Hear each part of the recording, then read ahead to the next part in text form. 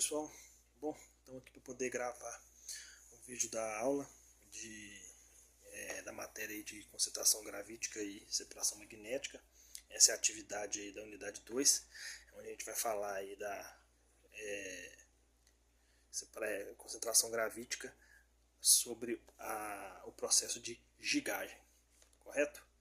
Bom, a gigagem é um método gravítico de concentração, né, mais complexo, pois se baseia em variações hidrodinâmicas, né, no modo como o fluido vai pegar e vai estar diretamente influenciando na separação das partículas. Né. A separação dos minerais com diferentes densidades ela é realizada em um leito que sofre sucessivas expansões e contrações verticais, né, causadas por uma corrente pulsante de água. Ou seja, o giga ele tem uma parte, né, que pode ser um pistão, um diafragma, onde ele movimenta, e esse movimento de abrir e fechar, né, ele causa essa turbulência na água, e é onde acontece aí, a segregação, né, a sedimentação das partículas por fim, e assim, né, a concentração por meio da densidade, né, densidade de cada um dos materiais.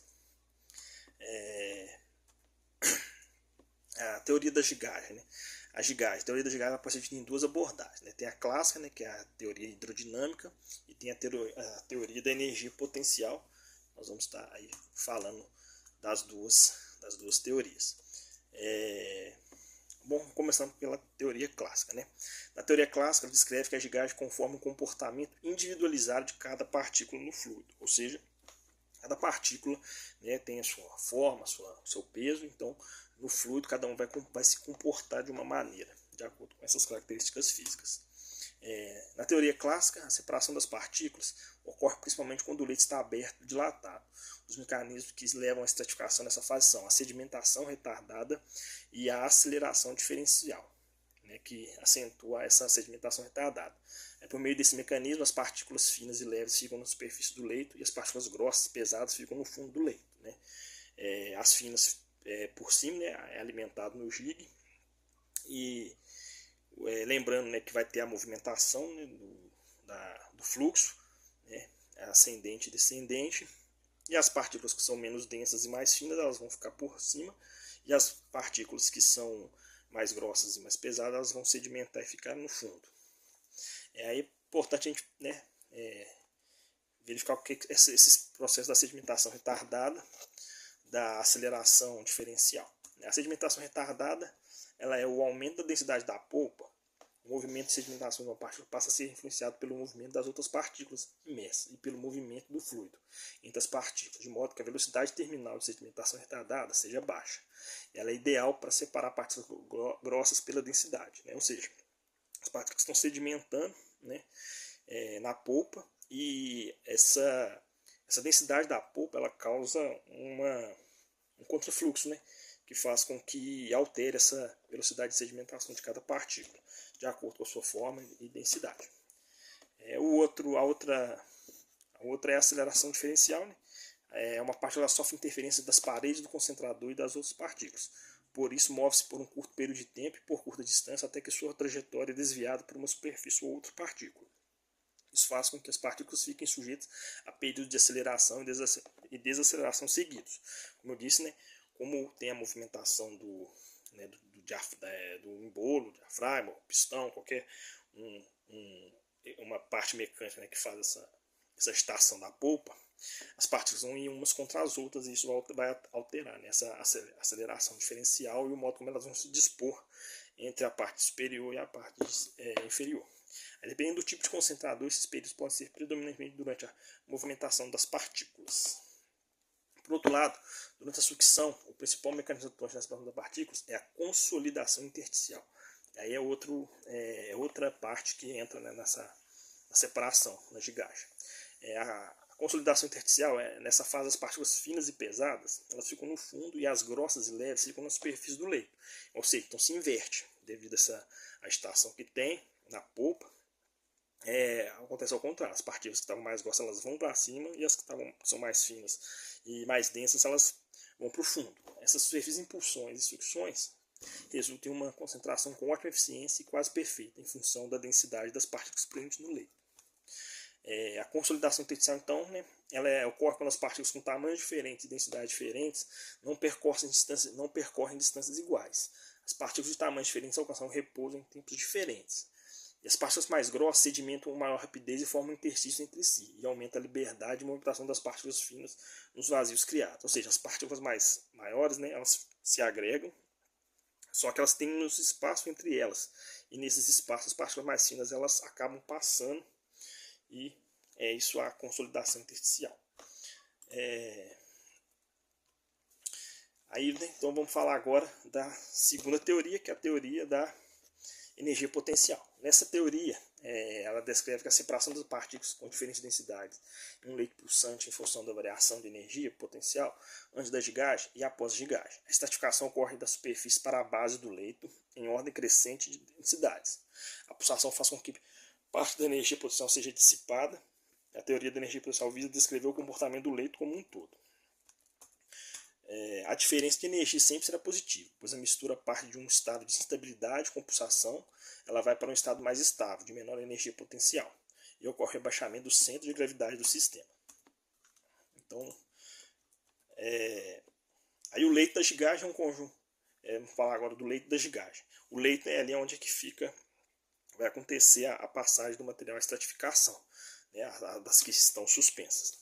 Então, o leito da gigagem é um conjunto de partículas situadas sobre a grade do gig. Essas partículas podem estar arranjadas de diversas formas, irregularmente ou com alguma sequência. No leito, os grãos sedimentam juntos e muitos ficam agregados uns aos outros. Isso eleva a sua quantidade de vazios. Um leito com partículas esféricas pode apresentar resistência à passagem de um fluido.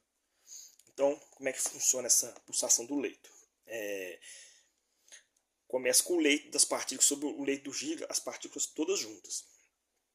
Aí depois o leito das partículas eles começa a flutuar, né, com um corpo compacto, ou seja, devido à movimentação, as partículas elas vão todas juntas para a parte superior. Aí depois tem a onda de dispersão. O que acontece? No leito compacto fica com algumas partículas mais compactadas, né, dividido por uma onda de dispersão, e no leito fluido as partículas já começam a ficar um pouco mais separadas. Depois o leito fluido transforma-se em um leito disperso, ou seja, o leito fluido, né, que estava embaixo ele vai para cima e ele fica mais arranjado, e o leito disperso vai para baixo e ele fica mais disperso, como, né, vai dizendo. Isso tudo devido à movimentação mecânica, né, a agitação que tem no fluxo da polpa. Aí depois o leito disperso inicia a sedimentação. As partículas começam todas a se separar e vão começando a sedimentar. E por último, o leito disperso transforma-se em um corpo compacto, ou seja, as partículas mais finas elas ficam para cima, né? E as partículas do leito compacto, são as mais densas, elas ficam embaixo e elas são deslocadas, né, para saídas do gig, né? De acordo com a sua classificação, né, foi feita pela gravidade. Bom, os tipos de gig que existem, eles são divididos pela condição do crivo, pelos mecanismos, né, de pulsação, né, que faz ter a movimentação e a separação dos produtos. Então tem tem gigas de crivo fixo e que se dividem em mecânicos, né, que é um pistão, mecânico que é um diafragma, são diafragmas que ficam embaixo. E tem os pneumáticos, que são por ar. E tem o crivo móvel, né, que tem, como o nome já tem, um mecânico com um crivo móvel. Aí tem sobre o crivo, o móvel pode ser sobre o crivo ou através do crivo, certo? Aplicações mais comuns desses gigs são minérios, né, e carvão também. O crivo fixo existe uma superfície estacionária, né, perfurada, né, a grelha, e a água passa pelo crivo, produzindo a expansão e dilatação do leito. Essa pulsação é produzida por um pistão ou ar. Essa classe ainda pode ser dividida conforme o mecanismo usado para gerar as pulsações. Os gigs de pistão, né, que fazem o embolo, e o diafragma, que é a pulsação pelo ar, né, que ficam embaixo, eles fazem esse movimento. Bom, então vamos falar aqui como exemplo o Denver, né? O Denver ele funciona da seguinte maneira: a válvula de alimentação dele ela é fechada, então o pistão, né, o embolo fica em cima fazendo a movimentação da polpa.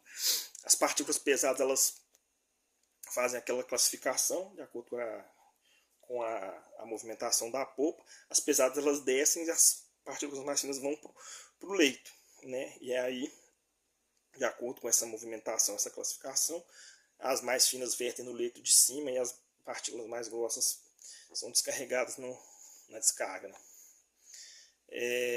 O giga de crivo móvel ele possui uma superfície perfurada com um movimento alternativo vertical na parte interna do tanque. Como consequência, ocorre um movimento relativo de pulsação da água por meio do fundo do crivo. Neste equipamento, as pulsações que geram a expansão e compactação do leito de partículas são geradas pelo movimento da grade do giga que sobe e desce.